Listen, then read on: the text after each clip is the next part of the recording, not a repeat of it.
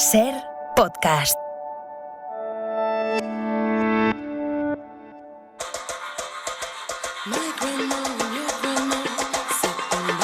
En la cadena Ser, cualquier tiempo pasado fue anterior, con Nieves con Costrina.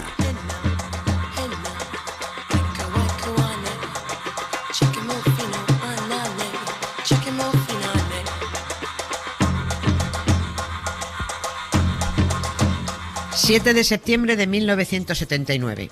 un par de pavos británicos, integrantes del dúo The Buggles, acompañados por dos coristas, lanzan un sencillo que causa impacto por el uso de sonidos sintetizados. Fue número 1 en 16 países, aunque en Estados Unidos se quedó en el número 40.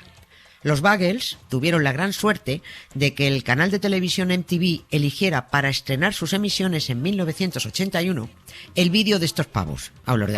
Les digo pavos, pero eran grandes músicos, ojo.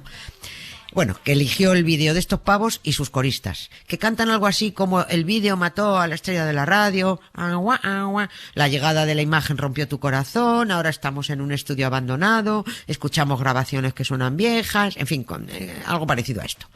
Nada que decir de esa canción que hemos bailado todos y que ha sufrido un insoportable maltrato con las versiones más infames que uno pueda imaginar.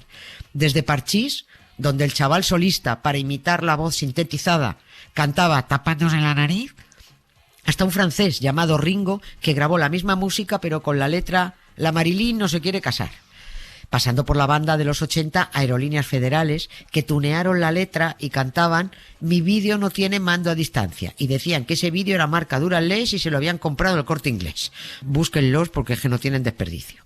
La canción de los Buggles es chula, pero el mensaje es una patata.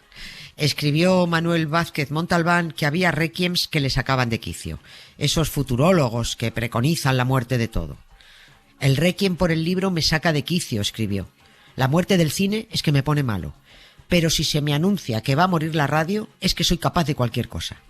Los profetas llevan anunciando la muerte de la radio décadas. Y miren, aquí estamos, demostrando que la radio es un cadáver con una extraordinaria salud.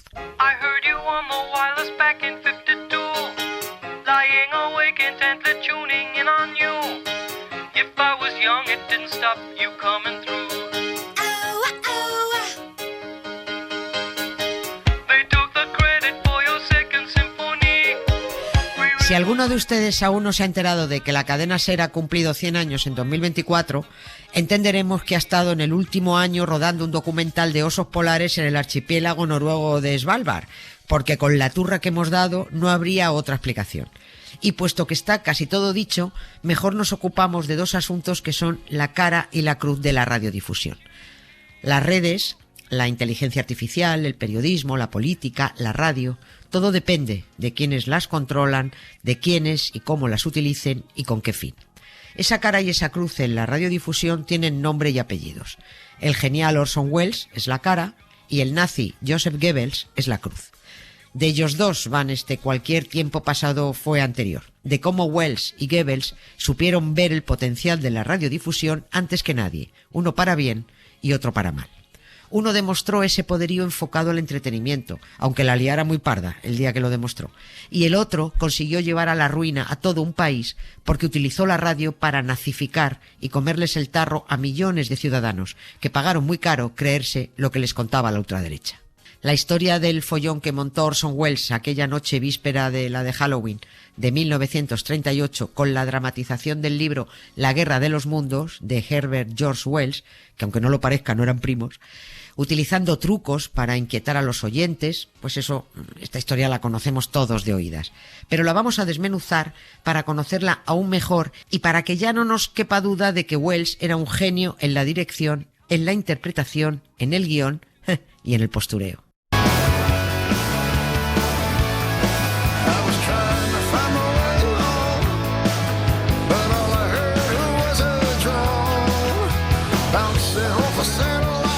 Orson Welles trabajaba en la emisora de la CBS dramatizando novelas y haciendo de narrador. Tenía un magnífico equipo de actores y buenos guionistas, entre ellos Howard Koch, autor de la adaptación de La Guerra de los Mundos para el radioteatro de aquel día. Welles y su compañía de teatro radiofónico habían dramatizado muchos libros. Drácula, El Conde de Montecristo, La Vuelta al Mundo en 80 días, varios relatos de Arthur Conan Doyle, 16 programas llevaban realizados. Todos los domingos, entre 8 y 9 de la noche, desde el edificio Columbia en la avenida Madison de Nueva York, se emitía el programa El Teatro Mercury en el aire, con la dramatización que tocara ese día. Es decir, los oyentes habituales sabían perfectamente de qué iba el programa. Y los que leían los periódicos también, porque en la página de las programaciones radiofónicas llevaban varios días anunciándolo.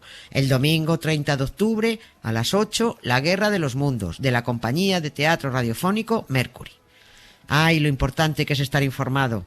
¿Y en dónde hay que informarse? Porque al final comprobarán que las víctimas de la emisión de La Guerra de los Mundos fueron, precisamente, los desinformados.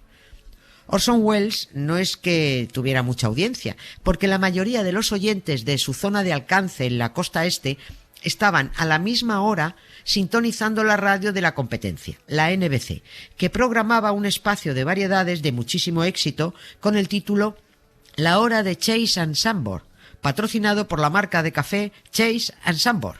Y como el que paga manda, el programa se llamaba como la marca. Orson Welles y su Teatro Mercury en la CBS, en cambio, no tenían perrito ni patrocinador que les ladrara.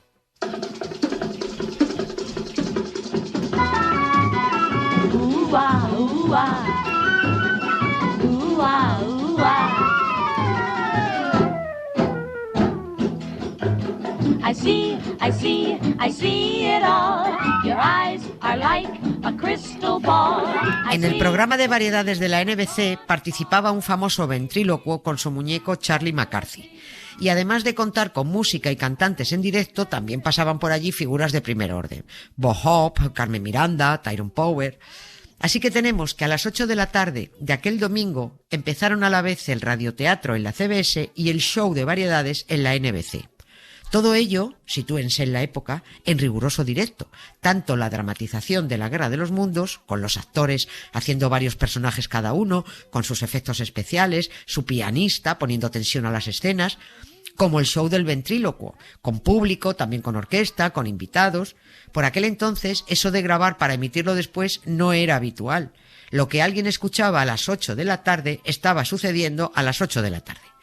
Dado el éxito de su programa competidor, podríamos decir que el radioteatro de Orson Welles tenía que pelear la audiencia cada domingo como si tuviera enfrente un Barça Madrid.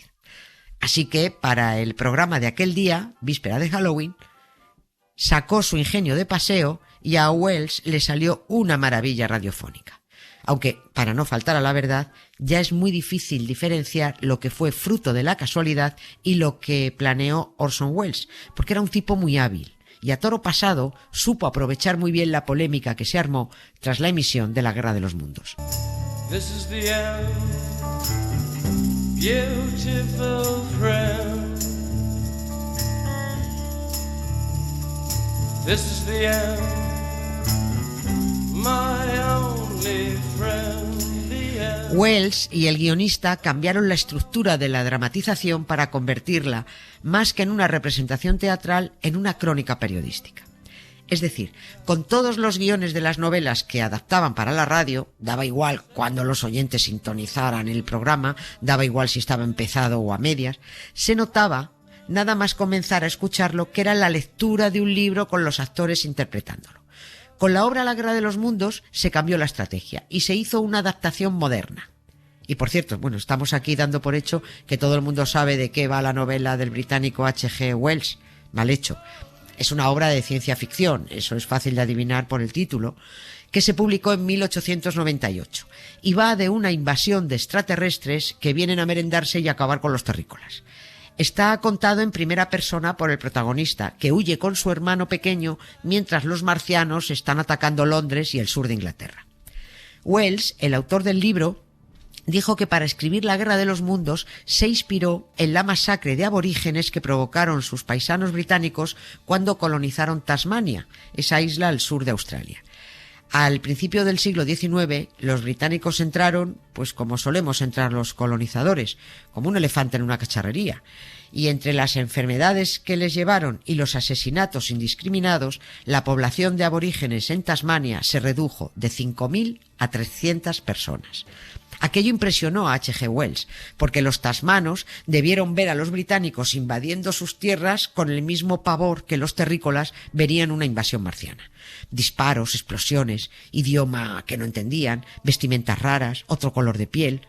O sea, los invasores británicos eran extratasmanos asesinos para los aborígenes, igual que para los británicos eran extraterrestres asesinos los marcianos. Unos y otros representaban para los invadidos la destrucción. All we hear is Radio Gaga, Radio Goo Goo, Radio Gaga. All we hear is Radio Gaga. A lo que vamos es a que Orson Welles y su guionista armaron su dramatización como si fuera un informativo. Me explico. Imaginen que este programa que están escuchando fuera en directo, que no estuviera grabado.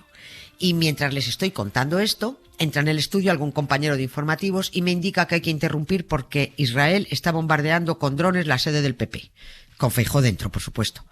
Los oyentes que, por casualidad, sintonizaran este programa justo en ese momento, pues se quedarían ahí cuajados. Pues eso dicen que hizo Orson Welles, pero insisto en que otras fuentes aseguran que no fue calculado, que todo fue fruto de la casualidad. Wells dedujo el momento en el que algunos oyentes se pasaban del otro programa de variedades de la NBC al suyo en la CBS para que los recién llegados oyeran a alguien de informativos diciendo que los astrofísicos estaban detectando explosiones en la superficie de Marte. Ahí enganchó a esa audiencia despistada y recién incorporada. Y vuelvo a explicarme. Igual que mucha gente cambia de cadena de televisión cuando enchufan 8 minutos de anuncios, en el show de la NBC algunos oyentes movían el dial para ver qué emitían en otras emisoras cuando ponían a la orquesta tocando 4 minutos seguidos. Ninguno de esos oyentes recién llegados desde la NBC había escuchado los 10 primeros minutos del programa de Wells, porque al principio se explicó claramente que lo que venía a continuación era una dramatización de un libro de ciencia ficción. Los oyentes habituales pudieron seguir un relato que empezó con supuestas conexiones con el exterior de la CBS, con otra supuesta entrevista con un astrónomo, otro supuesto reportero nerviosito diciendo que un monstruo con tentáculos lanzaba rayos. Todo estuvo muy bien hecho, pero los seguidores del programa supieron ver desde el principio y todo el rato que era una interpretación.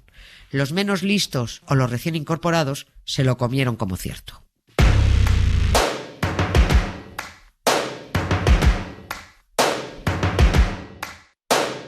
First things first, I'ma say all the words inside my head. I'm fired up and tired of the way that things have been. Oh, ooh, the way Cuando that Orson Welles, en las reuniones previas con los responsables de la CBS, les explicó cómo iba a ser el guión de aquel domingo, le dijeron que parecía demasiado real, así que tenía que advertir a la audiencia, al menos en 2 ocasiones, de que lo que se estaba contando era ficción. Por supuesto, dijo Orson Welles, lo advertiremos, lo advertiré yo, que soy el narrador. Y lo hizo.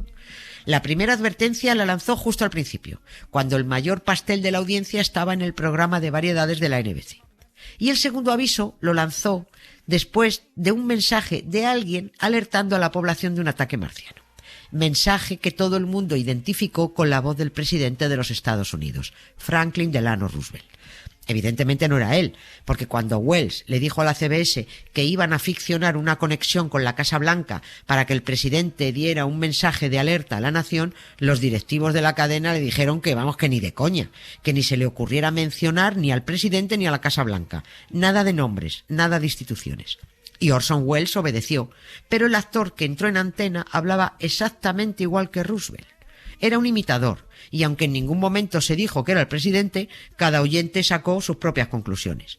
Después de oír al que creyeron que era Roosevelt, es cuando Orson Welles lanzó su segunda advertencia diciendo que todo aquello era mentira, solo era la dramatización de la Guerra de los Mundos. Pero ya muchos hacían maldito caso a la radio, salvo los más espabilados, los que tenían claro que aquello era teatro y habían escuchado el programa desde el principio, los demás ya no escuchaban. Se acojonaron, se tiraron al teléfono, empezaron a llamar a parientes, a la CBS, a la policía. Tengo miedo, miedo, miedo, miedo. No me gusta pensar que te tengo miedo, pero tú por favor. Y si pocos escucharon el principio y las dos advertencias, muchos menos escucharon el final del programa. Fue entonces cuando llegó el tercer aviso. Orson Welles remató su programa a las 9 de la noche diciendo: «Este es Orson Welles, señoras y señores, fuera de personaje, para asegurarles que la Guerra de los Mundos no es otra cosa que una diversión para celebrar Halloween. Es la forma radiofónica del Teatro Mercury de cubrirse con una sábana y aparecer detrás de un arbusto gritando ¡bú!». Y sí, esa fue otra táctica que empleó Welles: aprovechar que era víspera de Halloween, noche de brujas, noche de muertos, y que la audiencia estaba, quizás, predispuesta al miedo. Muchos oyentes acabaron imaginando y creyendo lo que estaban escuchando, no lo que estaba ocurriendo. Ni es que ni siquiera se asomaron a la ventana para ver que no pasaba nada. El caso es que se lió un poco. Ojo, no tanto como quisieron hacer creer. Ni Estados Unidos entró en pánico, ni hubo muertos, ni gente huyendo despavorida de las ciudades. Todos los que se sintieron perjudicados exageraron por puro interés. La prensa, porque se cabreó con ese nuevo medio que era la radio y que estaba empezando a hacerles una competencia seria. La policía, porque se mosqueó al recibir tantas llamadas. Las otras emisoras, porque fue una buena publicidad para la CBS. Y algunos oyentes, porque sintieron que habían hecho el panoli al asustarse por un ataque marciano.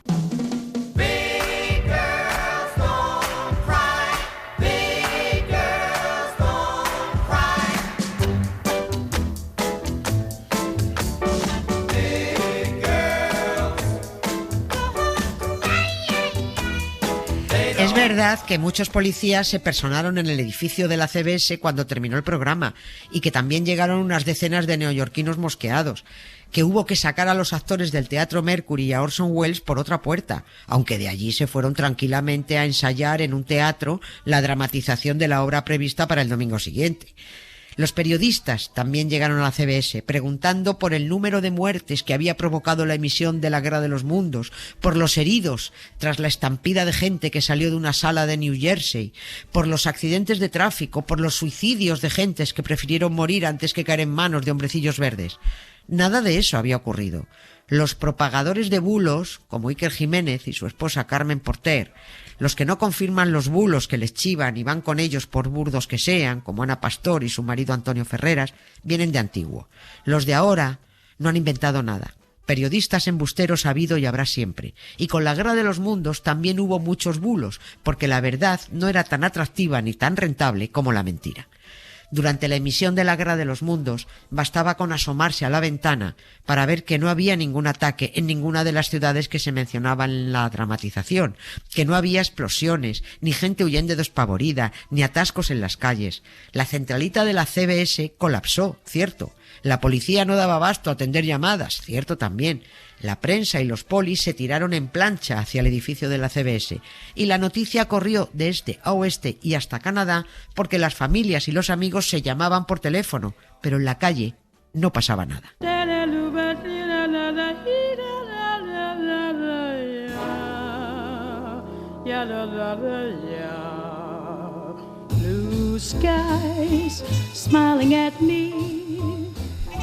Lo que siguió a todo aquello fue, sobre todo, producto de la venganza de la prensa. Se cebaron con Orson Welles, que, no lo he dicho, tenía solo 23 años. Y se cebaron porque ese joven atrevido había demostrado en una hora de programa, queriendo o sin querer, que la radio tenía un poder como medio de comunicación que nadie hasta entonces había calculado. Los periódicos vieron que esa nueva tecnología, ese maldito aparato receptor que ya formaba parte del mobiliario de muchos hogares y que se podía encender a cualquier hora, era una amenaza para el negocio de la prensa escrita.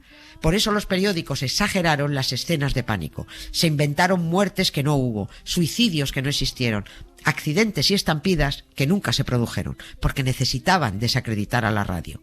Al día siguiente, Orson Welles acudió a la llamada de la prensa para dar explicaciones. Dijo que lamentaba mucho el revuelo causado, con el gesto compungido a ratos y a veces desafiante, con la postura modosita, respondiendo con humildad. Por dentro pensaba: soy un genio, soy el puto amo. Al día siguiente, la célebre marca Sopas Campbell comenzó a patrocinar su programa.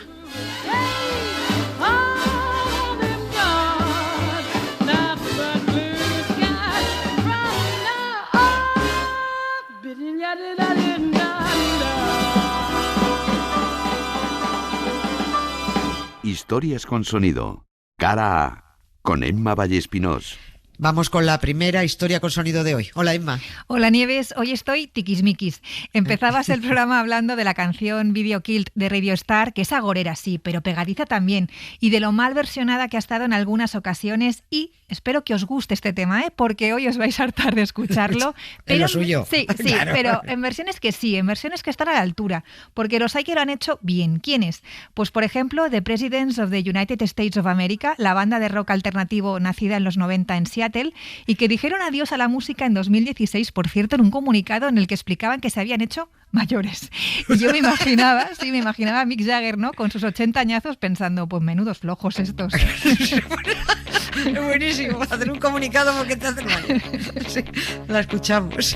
I heard you on my wireless back in 52, lying awake intent and tuning in on you. If I was young, it didn't stop you coming through. Ow, ow. They took the credit for your second symphony, rewritten by machine on new technology. And now I understand the supernova scene. Ow, ow. I met your children. What did you tell them? Video killed the radio star. Video killed the radio star. In my mind and in my car, we can't rewind, we've gone too far.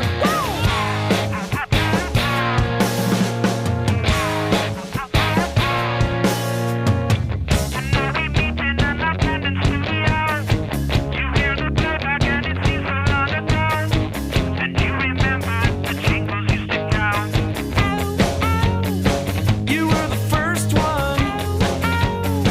You were the last one. Video killed the radio star.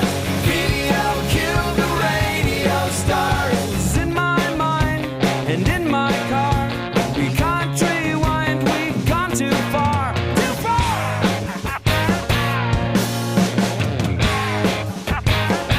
All right. Contarte el arte. Ana Valtierra. Quand il me prend dans ses bras, il me parle tout bas, je vois la vie en rose. Il me dit des mots d'amour. Nunca pudieron sospechar aquellos parisinos que odiaron con todas sus fuerzas ese mamotreto de hierro que les plantó un ingeniero en París a finales del 19, que sería de tantísima utilidad. ¿Verdad, Ana Valtierra, doctora en Historia del Arte? ¿A que no? Desde luego que no. Y que le iban a sacar tanto rendimiento, porque anda que no lo explotan. Bueno, hoy nos vamos a adentrar en una fascinante combinación de arquitectura, tecnología y comunicación. La radio no solo ha sido un medio para conectar a las personas a lo largo de la historia, como bien sabemos, sino que también ha estado íntimamente ligada a algunos de los edificios más emblemáticos del mundo. Hablamos de estaciones de radio que no son simples construcciones funcionales, son auténticas joyas arquitectónicas que reflejan la relevancia cultural de la radio en su tiempo.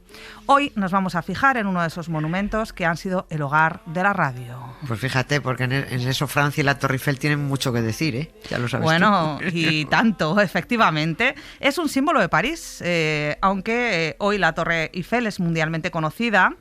Su historia, como bien sabes, no fue tan brillante desde sus inicios.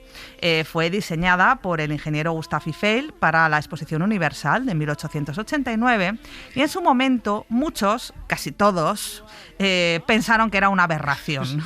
¿Vale? Sí.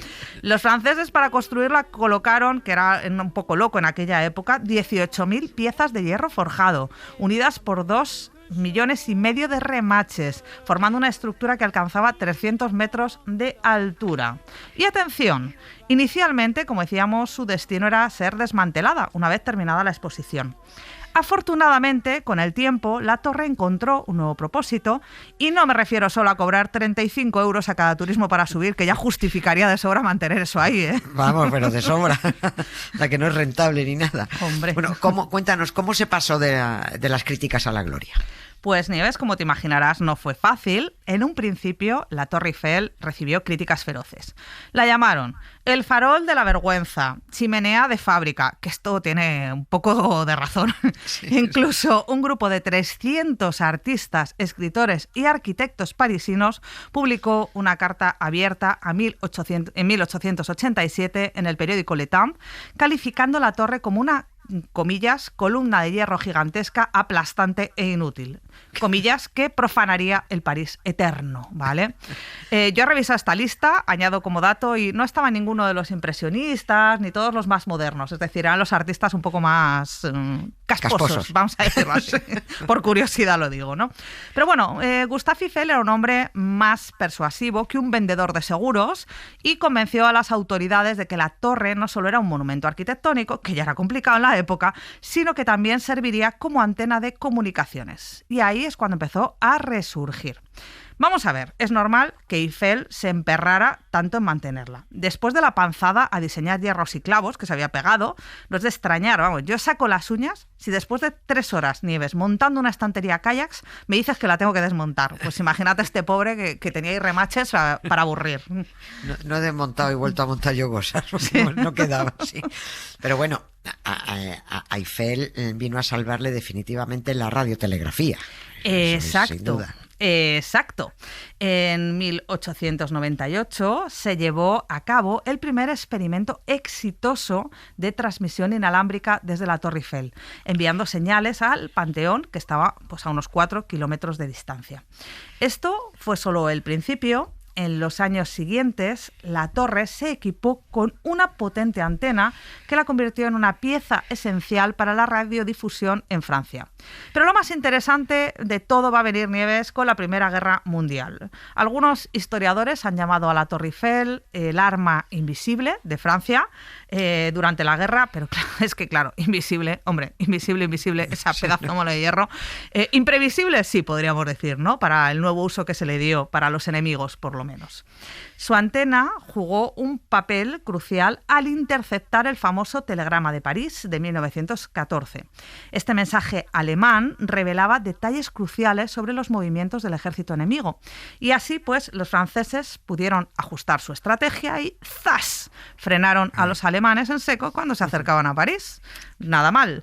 De ahí la Torre Eiffel, que pasará a ser una estructura criticada a convertirse en un símbolo de resistencia que interceptaba mensajes de las fuerzas enemigas. Fíjate, sí, es que pasó de ser una construcción prescindible a otra absolutamente estratégica gracias a su antena. Y encima es que no habría quien derribara esa torre. Bueno, inténtalo, claro, ¿sabes? Sí, de hecho hubo momentos en los que la parte de abajo ponían armas y ponían todo porque no había Dios que traspasara eso. Así que efectivamente.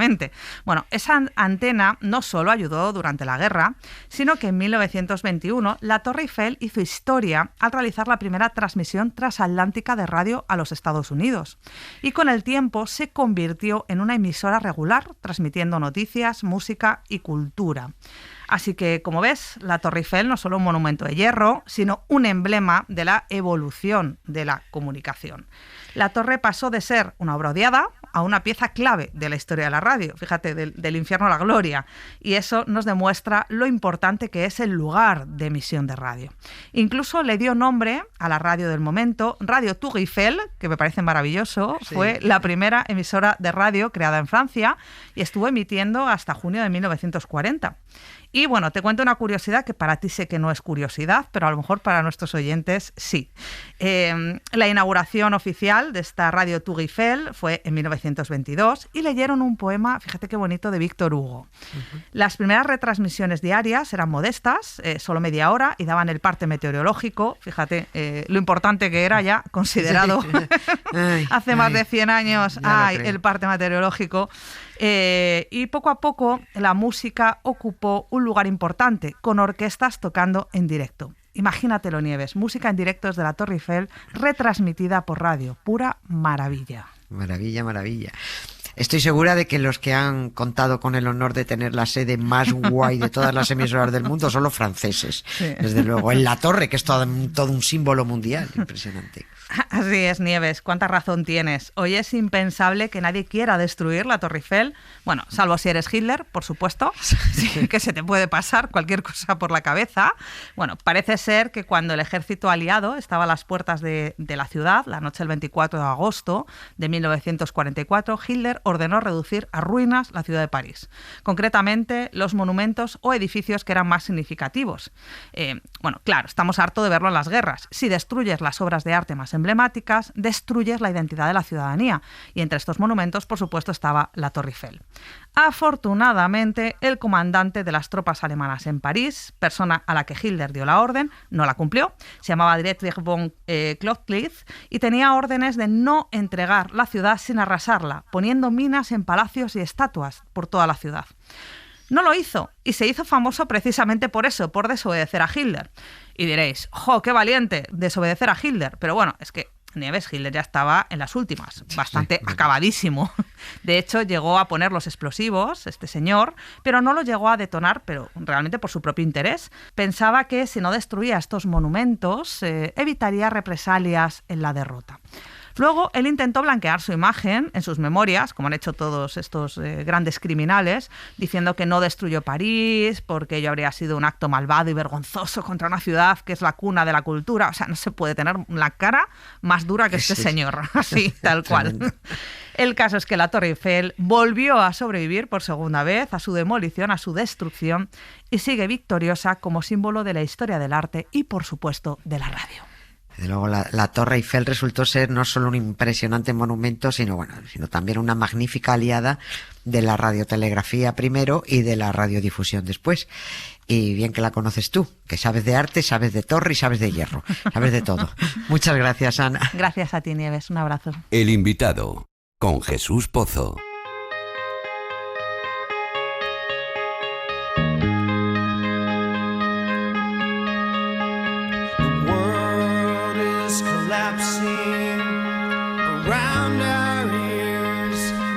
Turno del invitado de Jesús Pozo, que me consta, conoce muy bien la radio en otro ámbito que no es el periodístico. La conoce desde el teatro. Se trata del actor Nacho Evia, que lleva más de 10 años haciendo teatro en la SER y en Radio Nacional de España. Una actividad íntimamente ligada a la radio desde sus inicios. Pues cuando hablamos de radioteatro a veces se confunden los términos porque está el radioteatro, la ficción sonora, los podcasts, la narrativa sonora.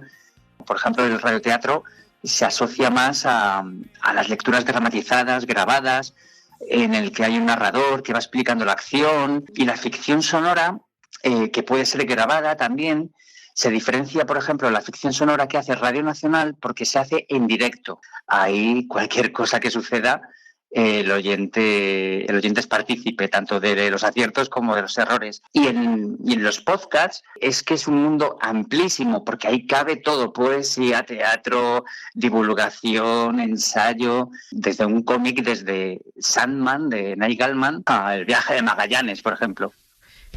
Radioteatro o ficción sonora, como queramos llamarlo. Pues que, como Nacho dice, no solo se hace desde un estudio, también se hace de cara al público. Sí, a ver, cada verano vamos a Almagro, al Festival Internacional de Teatro Clásico, y ahí hacemos las ficciones en directo y con público delante. También lo hemos llegado a hacer en el Cine Duré, en la Casa Encendida, y siempre se llena.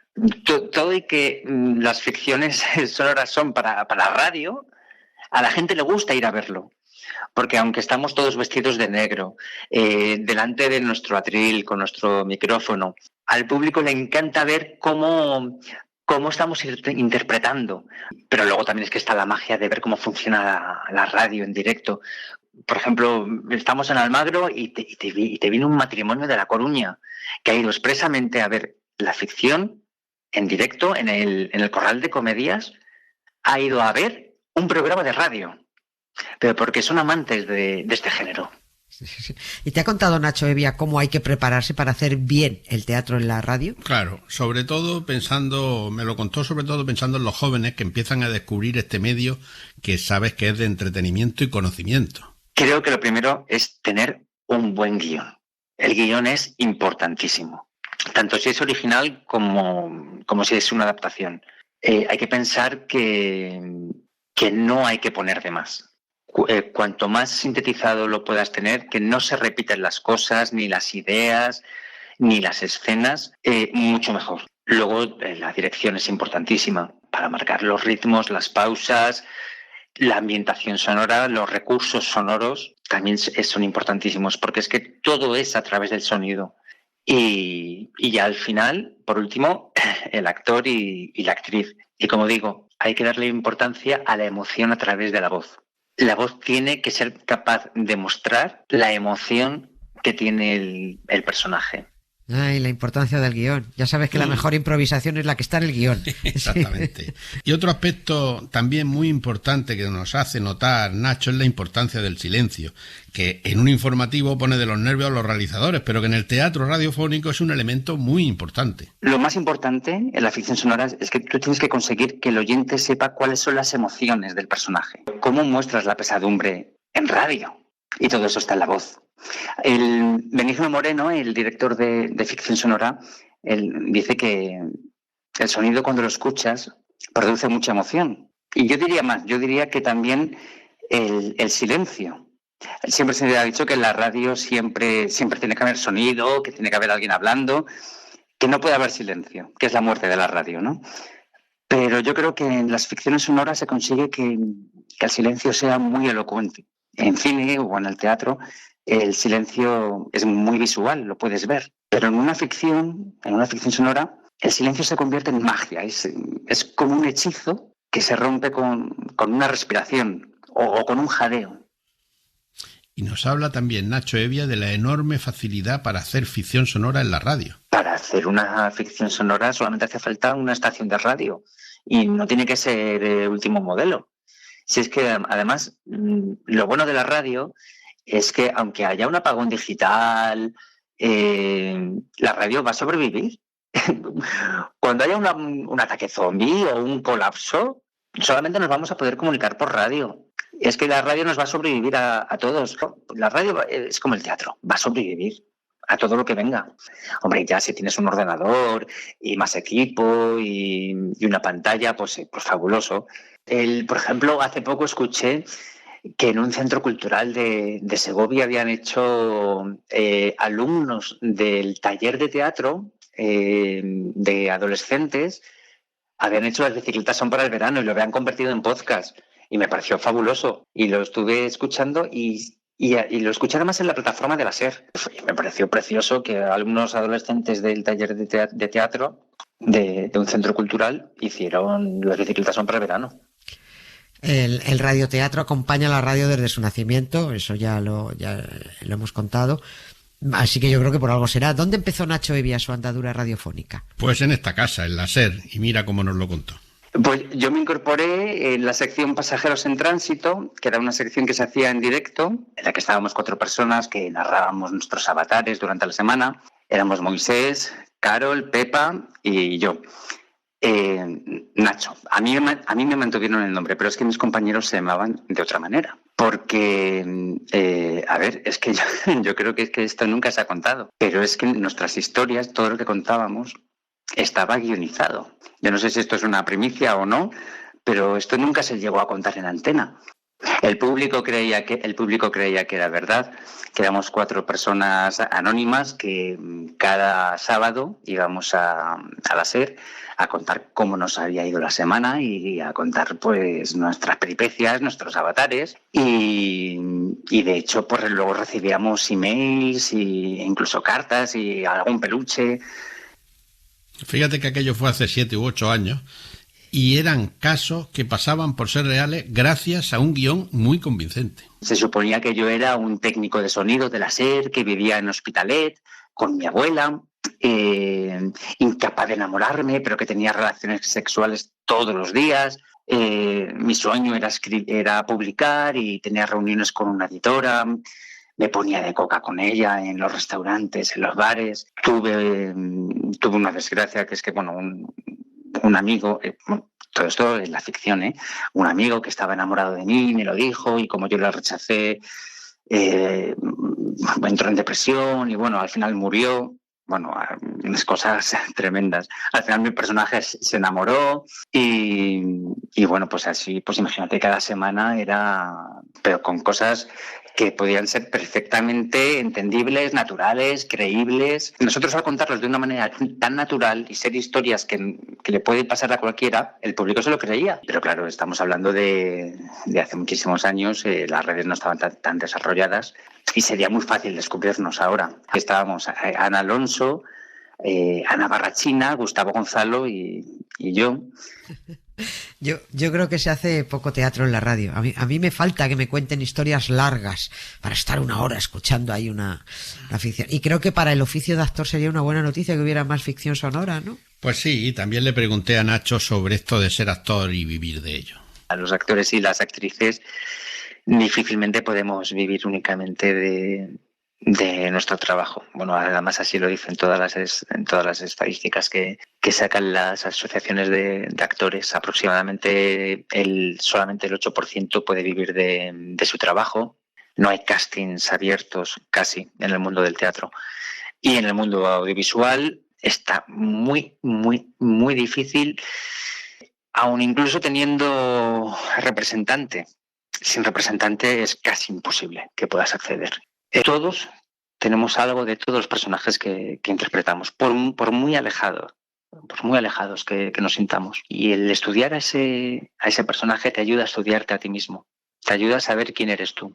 Porque tienes que preguntarte continuamente ¿por qué mi personaje dice esto? ¿Por qué mi personaje hace esto? ¿O por qué calla? Y cuando tú te preguntas eso, luego en tu día a día te lo preguntas a ti mismo. Actuar te ayuda a conocerte a ti mismo. Y yo creo que eso hace que sea una profesión tan bonita, porque aprendes a querer a los demás, aprendes a amar al mundo y te ayuda a quererte a ti también. Sobre esto último le recordé a Nacho Evia una obra de teatro que escribió y dirigió con mujeres con enfermedades raras, una de ellas ciega, y que por un fallo técnico aquella obra acabó siendo radioteatro en directo. Escuchen lo que ocurrió en la sala Nave 73. Hubo una cosa muy curiosa que hicimos y fue totalmente improvisado. Hubo un fallo eléctrico en el teatro y la mitad de la obra se escuchó, no se pudo ver, no había focos. Y fue muy interesante porque el público descubrió cómo es ir al teatro siendo ciego, solamente como oyente.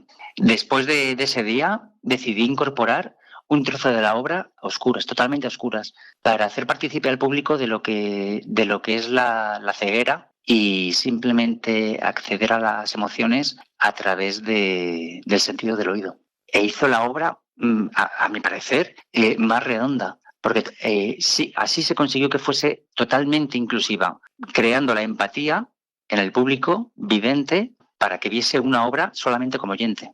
Y fue precioso, pero porque el público no entendía qué es lo que estaba pasando, pero la obra continuaba y se entendía gracias a ellas, claro. No lo puede explicar mejor. Qué buena idea haber traído a Nacho Evia, no solo un gran actor y un gran guionista y un gran director, también una gran persona. Gracias a los dos por este ratico. Adiós. Esto era un gato con los pies de trapo y la cabeza al revés. ¿Quieres que te lo cuente otra vez? Cuéntame un cuento y verás que contento. Me voy a la cama y tengo lindas señas. Cuéntame un cuento y verás que contento. Me voy a la cama y tengo lindos sueños. Ojalá lo que viene a continuación hubiera sido un cuento de terror. Solo es un cuento. Cuando la ultraderecha asalta el poder, a veces utilizando la propia democracia para entrar y reventarla desde dentro, a por lo primero que va siempre es a por los medios de comunicación, sobre todo a por la radio, que es la más efectiva e inmediata. Si al principio del programa hablábamos del poderío de la radiodifusión al servicio del entretenimiento en manos de Orson Welles, ahora toca hablar de ese mismo poderío al servicio de la mentira y la manipulación en manos de Joseph Goebbels, responsable de propaganda de la Alemania nazi, y de Keipo de Llano, imitador de Goebbels. Los dos fueron la encarnación del mal, y los dos se enviciaron con el micrófono. Después de que la ultraderecha nazi alcanzara el poder en 1933, bastó mes y pico para que Hitler destruyera la misma democracia que le había permitido alcanzar la Cancillería. Acabó con las libertades, prohibió los partidos políticos y derogó la Constitución para imponer la censura, iniciar las detenciones y silenciar a la oposición. De domesticar a la audiencia, de nazificar a la población alemana, se encargó Joseph Goebbels, y la radio fue su mejor instrumento. Una radio única, se entiende, la de los nazis. Ninguna más podía emitir.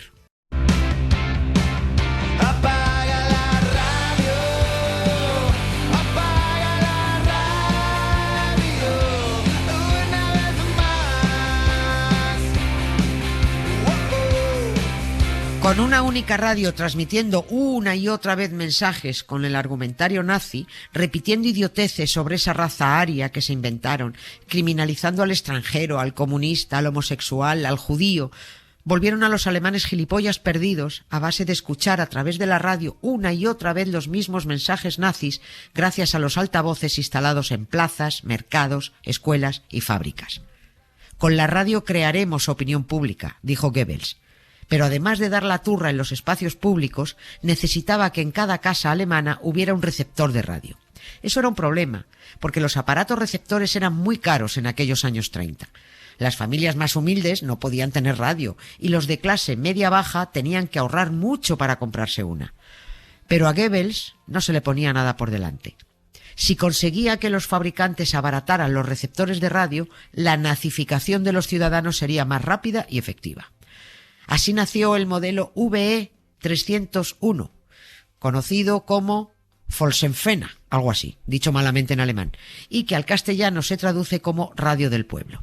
Eso de VE 301 no era un número a voleo, recordaba el 30 del 1, el 30 de enero, día y mes de 1933, en que Hitler alcanzó el poder y empezó la catástrofe. Los fabricantes abarataron al máximo los receptores, para que no costaran más que un traje. Pero Goebbels, sabiendo que ni aun así muchos alemanes podrían adquirir un aparato de radio, aprovechaba su cumpleaños o el de Hitler o cualquier otra celebración para regalar radios a las familias más pobres. Por supuesto, aquellas radios del pueblo estaban capadas, tenían trampa en el dial para que no se pudieran sintonizar otras emisoras que no fuera la Compañía Nacional de Radiodifusión, la nazi.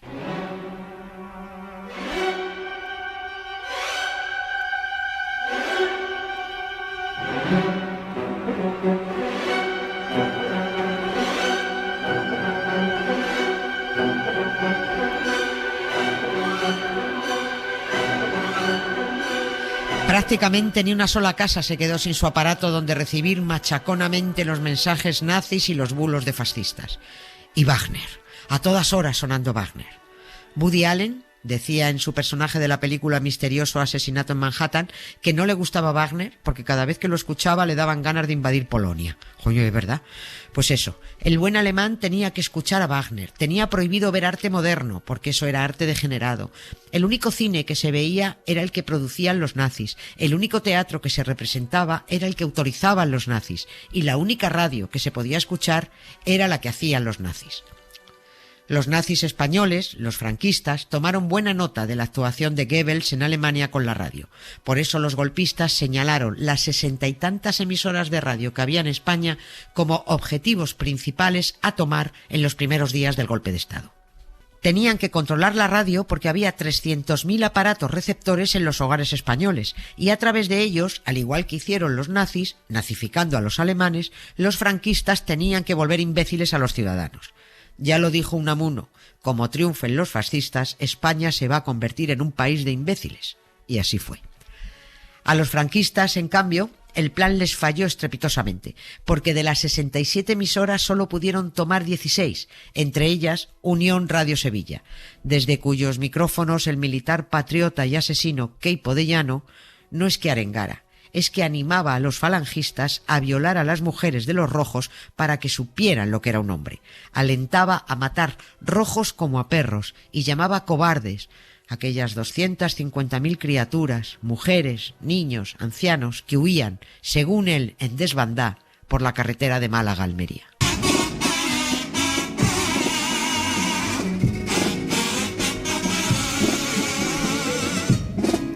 3 de noviembre a la francesa sacan los restos de un castellano, mana la sangre desde la tierra del asesino Queipo de Llano.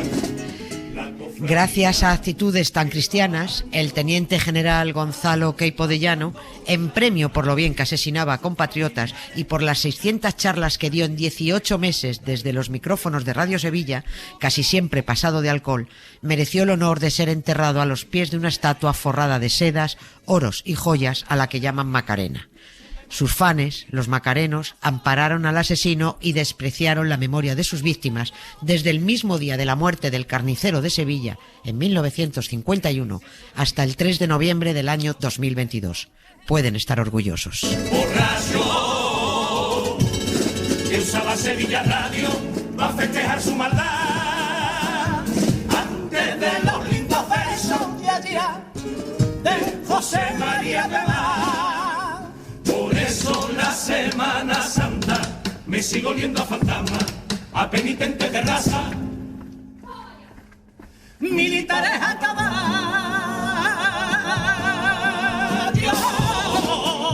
a unirnos con la Guardia Mora, a los novios de la muerte y a ese caudillo presente, entre el clero y el Estado, desde el sepulcro la sangre no habla de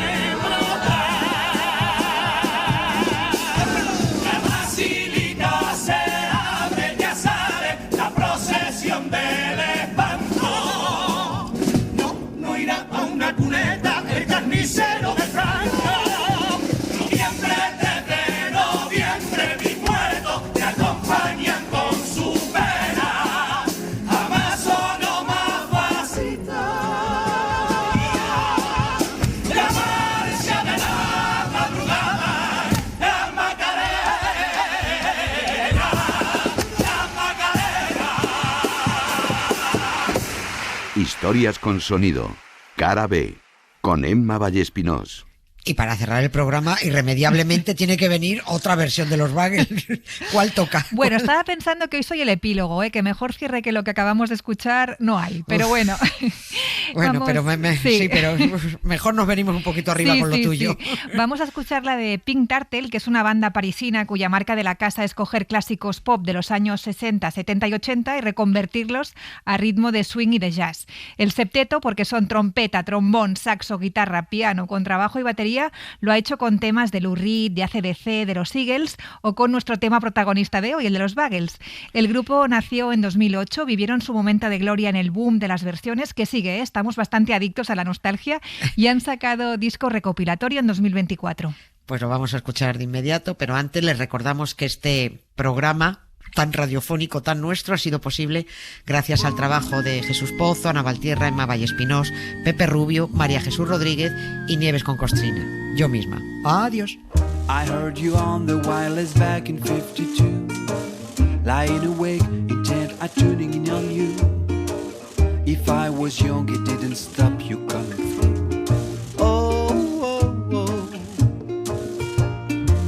That took the credit for your second symphony, rewritten by machine and new technology.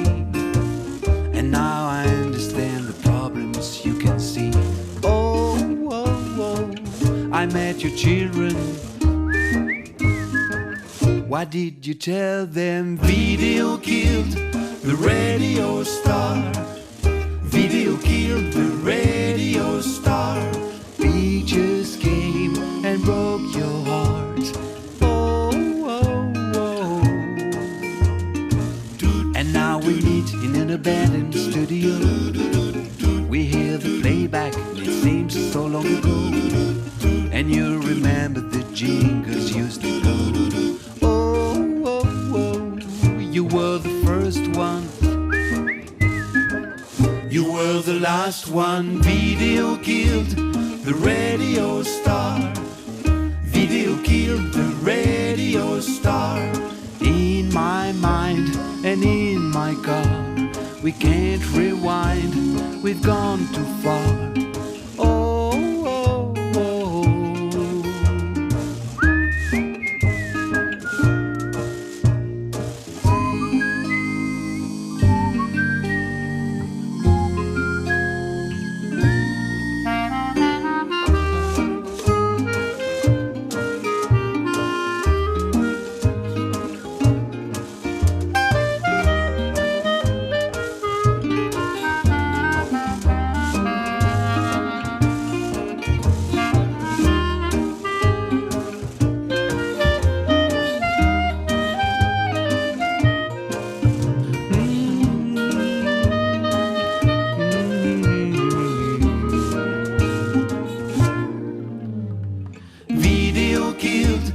the radio star. Video killed the radio star. In my mind and in my car, we can't rewind, we've gone too far. Pictures came and broke your heart. Put the blame on VTR. Video killed the radio star. Video killed the radio star.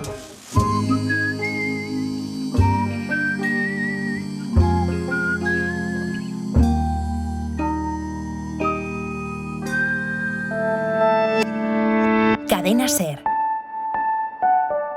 La radio.